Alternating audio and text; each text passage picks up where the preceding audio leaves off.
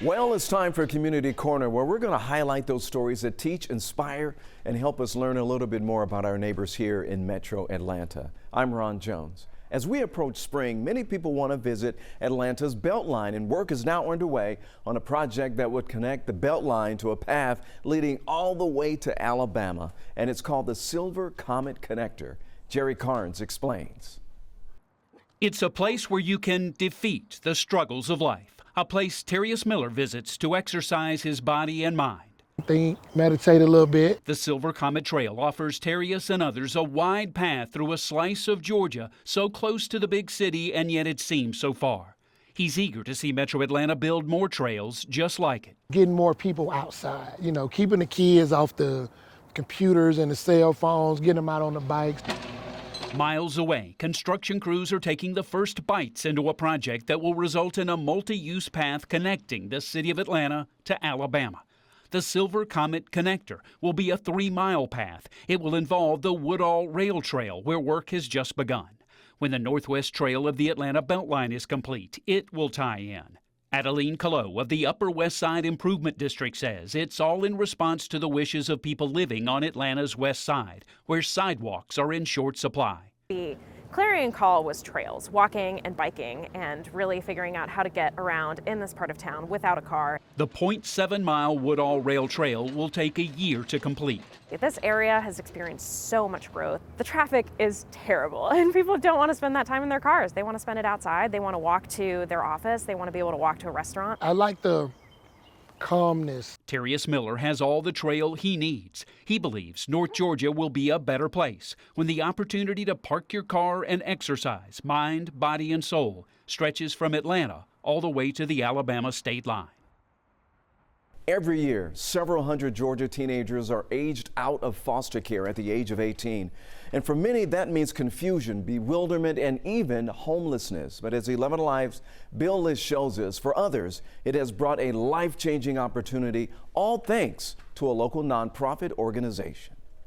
It's an opportunity for teens who have aged out of foster care to set a path to pursue higher education. And it's free. School was all that I knew, and I knew that that was my way out, and that was my way of hope. And so without education, I don't know where I would be. For Ashante Rowe, who spent 7 years in 4 different foster homes, the opportunity for higher education meant graduating from Albany State and becoming an advocate for young people in foster care.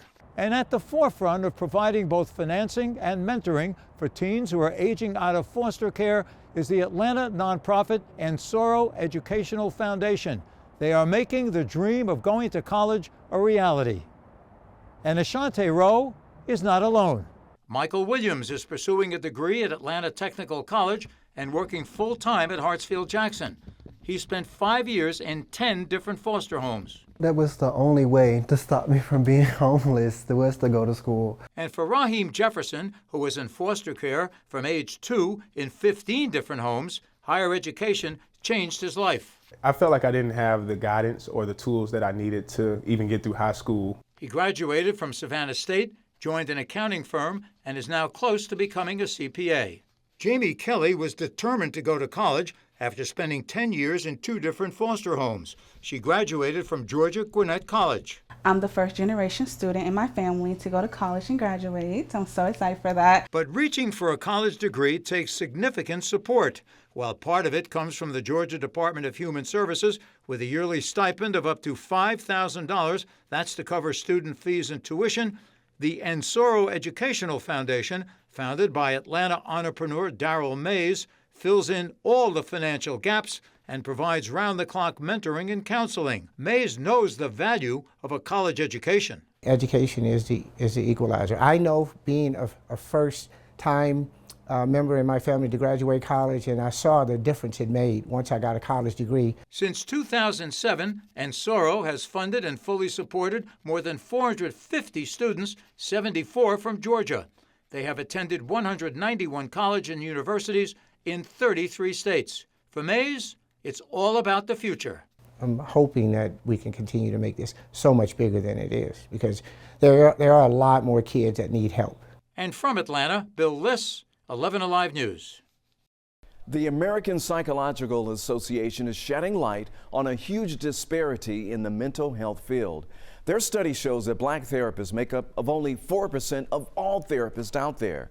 11 Alive's Teresa Bowles spoke with a nonprofit organization comprised exclusively of black male therapists. Be a man. Tough it out. No tears. If you express emotion, it's a sign of either femininity or outright weakness. Therapists say it's traditional masculine ideology like this that contributes to why black men are resistant to therapy. It's not the easiest thing to do, especially when we're trying to protect. Not just protecting their loved ones, but also themselves. Cody Martin says black men see people who look like them get shot and killed what feels like every other day. Just recently, 15-year-old Mario Bailey was shot and killed outside his school in Atlanta. And then they see black men dying during police interactions, such as the death of Johnny Hallman in August in Atlanta. They say it's traumatic. We oftentimes feel as if, what if we're next? How do I get back home safe? A study from the American Psychological Society shows that black men are the least likely to seek therapy, but when they do, they want to have their care provided by other black men.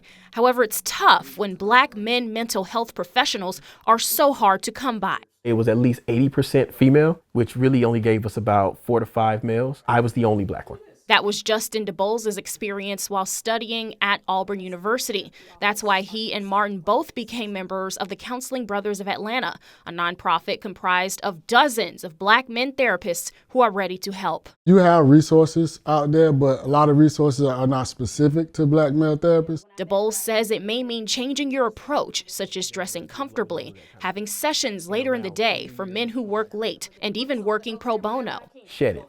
At least for the hour that we're sitting here. So we don't just get more black men in therapy, but keep them there. A driver is alive today thanks to the quick work of 2 off-duty EMTs. Their Nissan Altima was crushed under the weight of an 18-wheeler on the highway in Pickens County. And now they're here to tell the story. 11 Alive's Caitlin Ross reports. This is the garlic naan. Food is a comfort for Dr. Rakesh Shah. Sharing his table is sharing his heart. This is like a salsa. It's a comfort he shares with his patients in the ER. Many times I carry food from the pantry to the patient myself. I know what it means. And that was very evident when he gave me the bottled water. A bottle of water comforting Dr. Shah in his moment of need. I was completely all right. The EMT he shares a table with now, sharing a bottle of water with Dr. Shah after saving his life. Whatever he said is that that's the only option you have if you want to stay alive.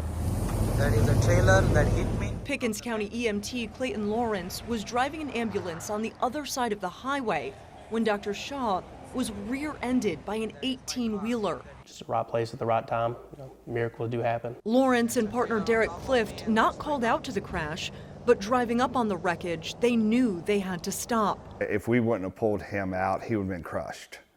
Like, he would have been in the floorboard. After checking him out, the EMTs left the scene, and Dr. Shah was left with questions. And then I realized that, man, I never asked that guy his name. I never said thanks to him. For 4 months, Dr. Shah searched for the pair who saved him and didn't have any luck until his coworker messaged 11 Alive. My partner texted me, it's like, yeah, he's trying to reach out to us. And I was like, that's amazing. It took 11 Alive viewers just 6 hours to connect the men. It meant a lot. I'm very honored to be here. Sharing in the goodness of social media and a good meal. Everything was like a picture perfect, and everything happened in the right place, the right time. Full bellies, fuller hearts. Oh, thank you. Dr. Shah didn't just have the 2 men over for a meal. He actually offered to pay for their paramedic school while they were at the table with him.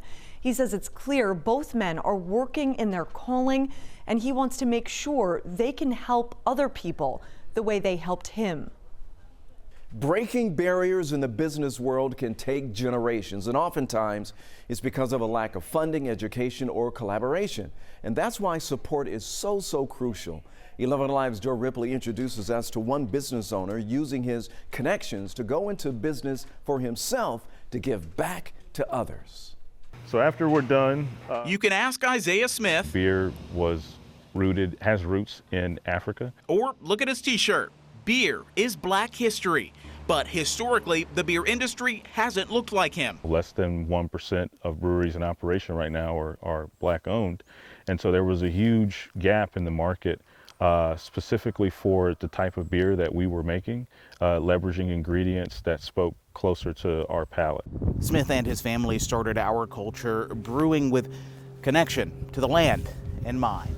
There's a lot of synergy in grabbing the freshest raw materials from the great stewards of the land and then really just taking that and honoring that into the beer that we produce. We have goats and chicken out here. One of those stewards, Christina Hilton. She owns Iron Lion Farm in Oconee County. Over 60 acres, once used for sugarcane, now used by Hilton and her husband to grow produce and tend to livestock, patiently adapting to the different seasons of life. Their work connects them to Black history, a nod to the past, a need for the here and now, and a notion to leave a legacy. I'm always mindful of that and the labor and the sweat and tears and the sacrifices. The landscape for Black business owners looks a lot more promising moving forward from Miguel Lloyd's viewpoint with the Atlanta Black Chambers. The group helps link more than 1,000 businesses across 30-plus counties. Lloyd says those connections can break barriers for minority business owners like access to funds, training, and collaboration. Under 3% of contracts are going to African-American businesses in a community that's well over 40% African-American. We have to try to figure out how to change that. Back at the brewery, Fenwick Broyard III emphasizes diversity and brings new perspective to Creature Comforts, one of the top 40 beer makers in the nation. What if we created an opportunity for somebody to come join our staff, do what they do while we teach them how to do what they want to do? Then we're opening up pathways for equity to be achieved in the industry. On top of the brew deck here. That's exactly how Isaiah Smith got his start in the beer industry at Creature: connection.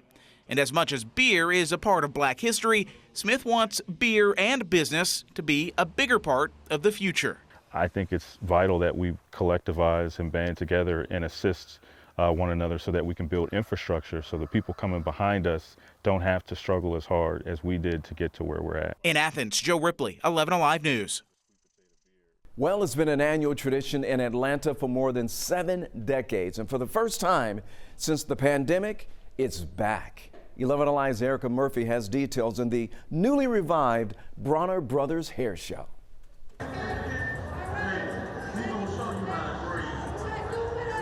The Bronner Brothers Hair Show has been taking place for 77 years, but was sidelined when the pandemic hit.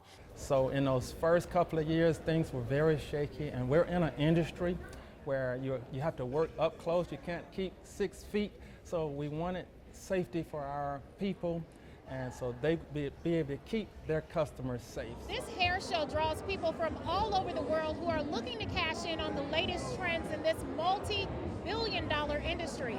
But the Bronner Brothers family says that this year's show has very special meaning because they're looking to pass the torch to the next generation.